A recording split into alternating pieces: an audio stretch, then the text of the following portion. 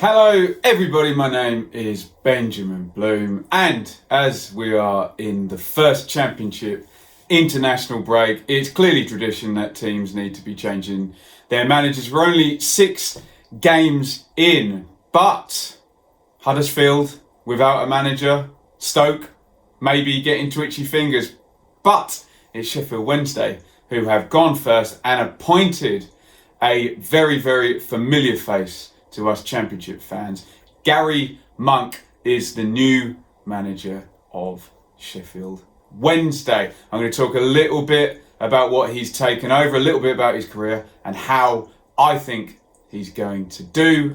Just for the elephant in the room, normally when I've just got out of the shower and I do a video, people say in the comments, did you just get out of the shower? Yeah, I just got out of the shower. But let's talk about Sheffield Wednesday, because it's been a bit of an interesting managerial picture there going into Garry Monk's appointment here 6 games in.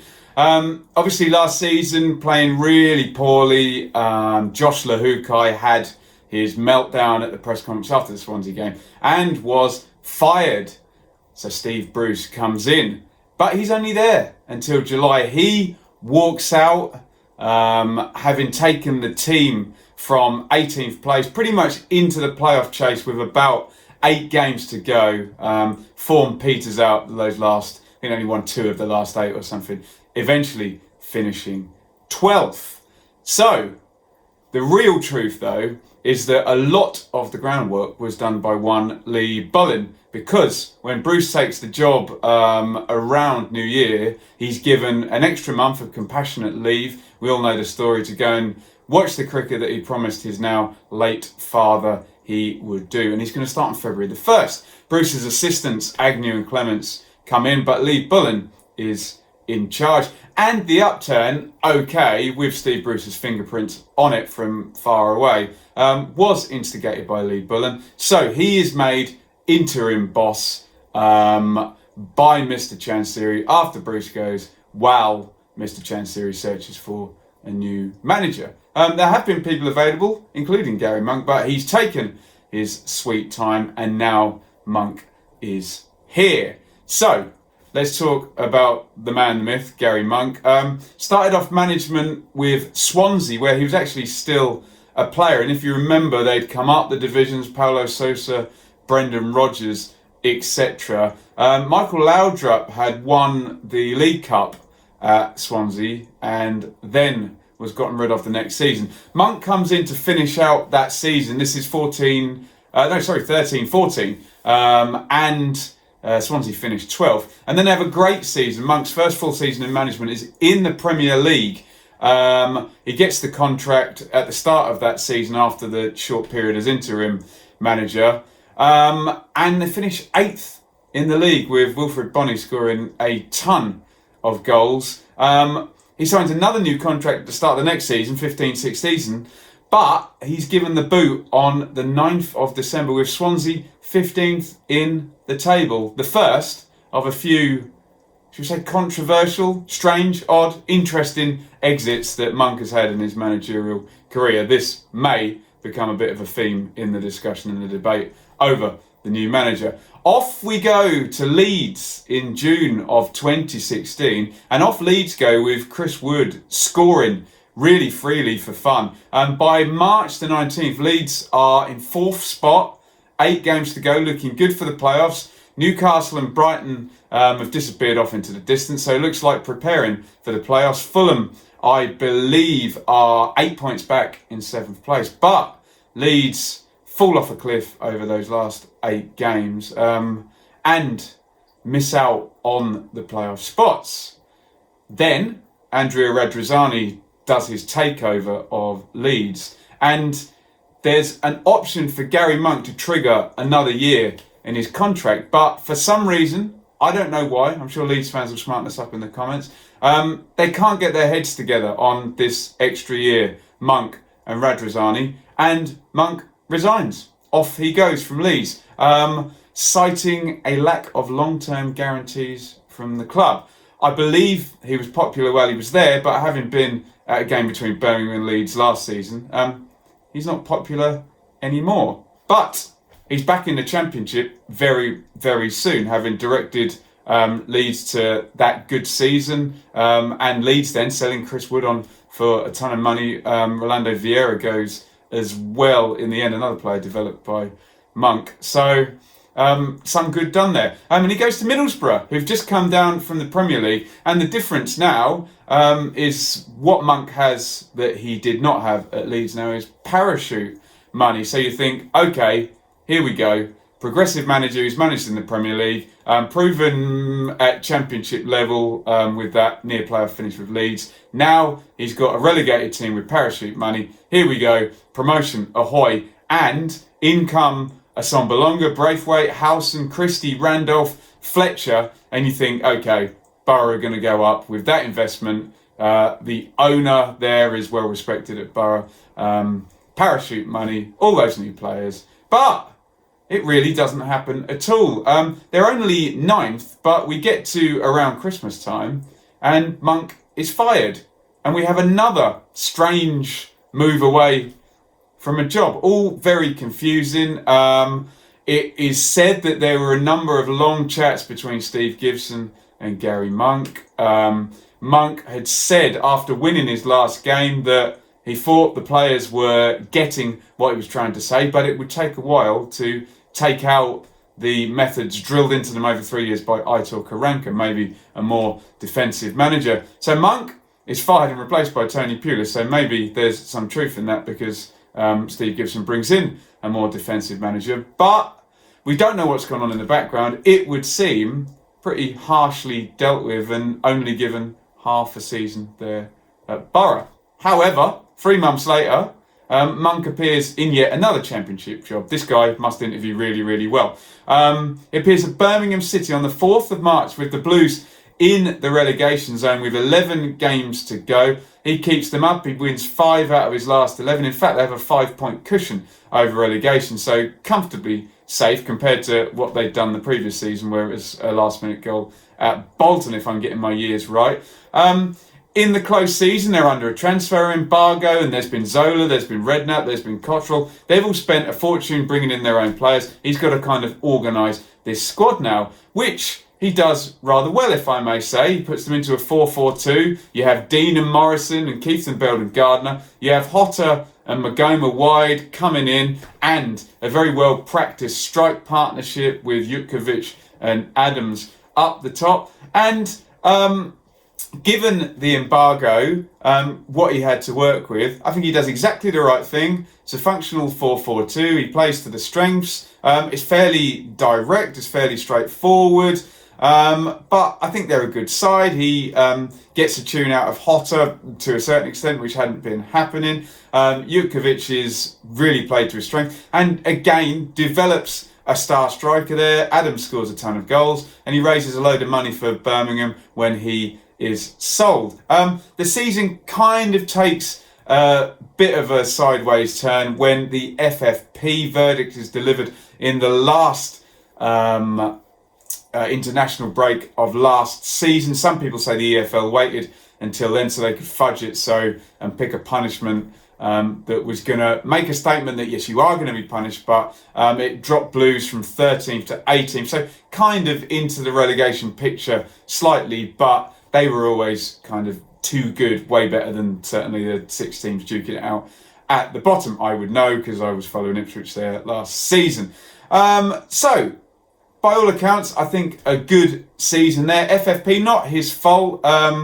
I know the Pedersen signing was mentioned, but that was not punished if you actually read the results. It was a flagrant breach and obviously exceeding the 39 million over 3 years. So these are previous crimes that Monk is punished for.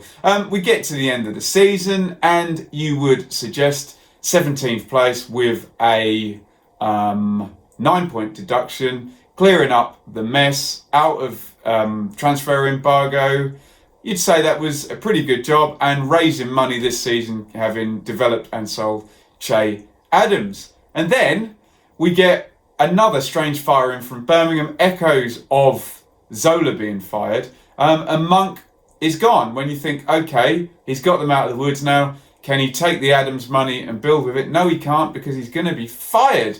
And we get a few stories and rumblings and a very explosive interview from Blues CEO Hwang Dong Ren, citing a fallout with Monk about the overuse of his own agent James Featherstone. Allegedly, that's Ren's words, in many of the transfer deals, and the word from the owner that Blues were to play attacking, passing football, which Monk apparently replied, whoever said that knows effing nothing about football. So apparently a big fallout. Out goes Monk. Very, very strange and very disappointing, I guess, when you consider the money dropped on Sunjic, Filabla, Crowley. The Adams money was invested, and you think if Monk could have done that, he could have really been building something. I always say in the Championship, 2 years into the project is when you start to see the advantage over all the other teams who fire all the time. So that brings us to now, and Monk is picked up. He doesn't have a pre-season, he doesn't have a transfer window,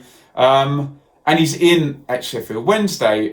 What has he got to work with? Well, what Steve Bruce did is he kind of bombed out Luhukai's players and went back to the ones that Chansiri signed for Carlos Carvajal. And if you look from that playoff final squad from the game in 2016 where they lost in the playoff final to Hull, the closest Chansiri has got to the Premier League with Wednesday: Westwood, Lee, Lees, Hutchinson, Bannon, Forestieri, Nuyu, and I've written Forestieri twice. Well, they're all still there from that 18. He kind of feels like he's still using basically the real experienced Championship players that were brought in there. Bruce had them moving upwards, and then we had the German centre-half Bonner come in. Harris and Murphy out wide looked like good additions there. But 3 wins, 3 defeats, and 2 of the 3 wins, one on opening day, and then 2 of the 3 wins against promoted teams at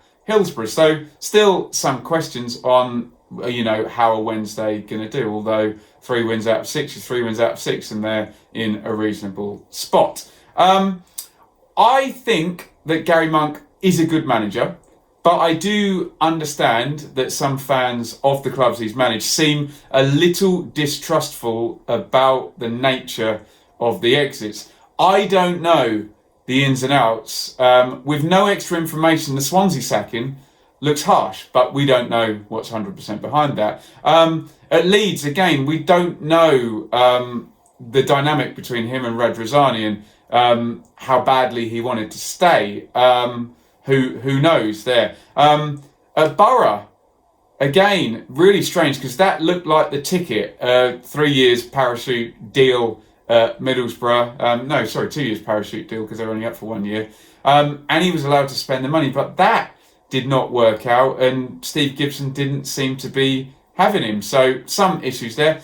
And then Blues as well, it's ended in kind of murky circumstances again. I think he had the reputation when he was at Swansea as one of the progressives and the possession passing guys. Maybe that was more club philosophy than Monk's philosophy. I think there's probably a grey area somewhere in between what was happening at Swansea, what he was trying to do at Borough, and what he ended up doing at Leeds and Birmingham. I think at Birmingham he did exactly the right thing. He took what he had.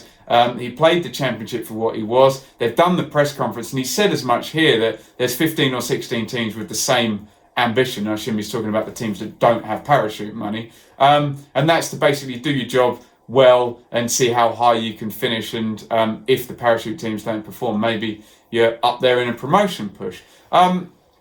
He always seems to get teams organised fast, and he always seems to get the best out of forwards. If we talk about Bonnie at Swansea, Wood at Leeds, and Adams at Birmingham last season, all thrived, scored lots of goals, and a couple of them sold on for really decent money, helping the clubs there. So I think I can guess what's going to be said in the comments, that, some people will say he's a snake and some people will say he's a good manager. And really, we haven't had chance to see him do 2 full years at any Championship club, which I think is the barometer for how good someone really is at this level. And I can hear you saying now, well, that may be his fault, and that may be true. We don't know about that. I think he'll do well at Sheffield Wednesday. I think we'll see maybe not a 4-4-2 like at Birmingham, because he's got a good wide players. Maybe he will. It looks like more of a 4-3-3 squad, but maybe he'll do exactly what he did at Birmingham, and you'll get Fletcher and Forestieri, who I know has got some kind of issues at the moment off the pitch, and maybe those guys will be dropped back, and maybe he'll do exactly that because he knows it will work. So I think you'll see Wednesday, very much like under Steve Bruce, be tricky to play against, do the basics well, and he'll be good in game, and then see what he can do in January with respect to bringing in his own players, whether he goes back to other clubs that he's been at, who knows. What we do know is that he's managed now 5 teams in the current championship. So he knows this division like the back of his hand now. He knows the other clubs. He knows the path. Maybe we talked about managers like McCarthy and Bruce, Holloway, those guys now being afraid, going into the past. Can't think of the cliche. But maybe Monk is now, I know he's not their age, but he's now working into that experienced, trusted championship manager. We will see. I like Gary Monk. I don't know him personally, and I don't know the ins and outs of the exits, so I'm not going to go down the snake route.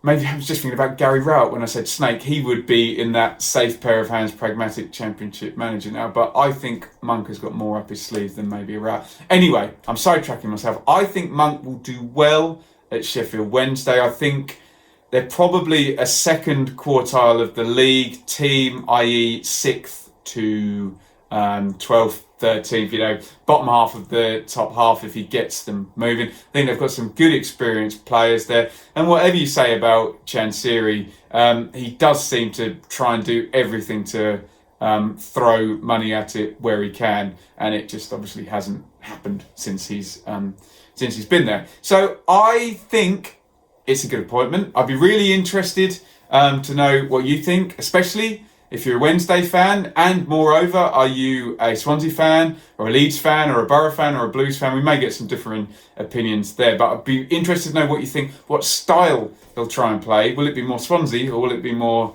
Birmingham? For the record, I have no problem with either. Winning football is a team that creates a lot of good chances and doesn't concede many. However you do that doesn't bother me in the slightest. So it'd be interesting in comments from fans of those teams and just general championship fans. What do you think of the appointment? How do you think he will do? Let me know what you think. We might be expecting news from Huddersfield and maybe news that Millwall fans don't like. Maybe we're going to get news from Stoke as well. So this couple of weeks is going to run, I think. So look out for more videos here on managerial fire-ins. I didn't get onto not just fire-ins but hire-ins as well. I didn't get onto the Jan Siewert one because I was on holiday. So I'll be sure when Huddersfield do figure that out to do a video on that in this week. Follow me on Twitter at Benjamin Bloom.